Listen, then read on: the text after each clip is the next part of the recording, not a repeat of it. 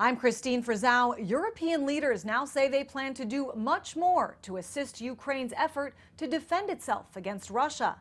The announcement comes after a weekend of meetings and a very public show of support for Ukrainian President Volodymyr Zelenskyy, who was treated very differently by U.S. leaders. Outright shows of support and embrace of a leader who just days ago was shunned inside the Oval Office. You're not in a good position. You don't have the cards right now. The exchange prompting shock and dismay, including from Ukraine's ambassador inside the room, but also cheers of support outside the White House. I have never been more proud of the president. I was very proud of J.D. Vance standing up for our country. More and more Republicans hinting the only option may be for President Zelenskyy to resign. Something has to change.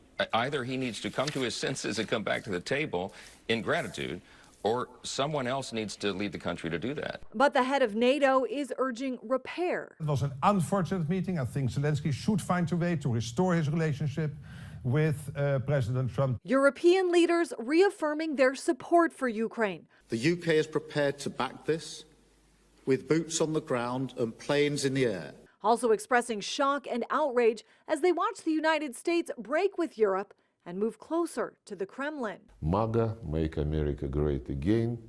Days of praise, meanwhile, from Russian leaders. Kremlin spokesman Dmitry Peskov saying America's shift in foreign policy, quote, coincides with our vision. Every single day, you hear from the National Security Advisor, from the President of the United States, from his entire national security team, Kremlin talking points.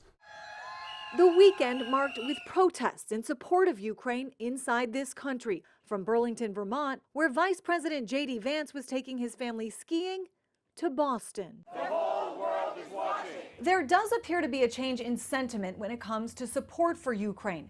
Polling taken just after Russia's invasion in February 2022 found just 7% of Americans thought the U.S. was doing too much to help.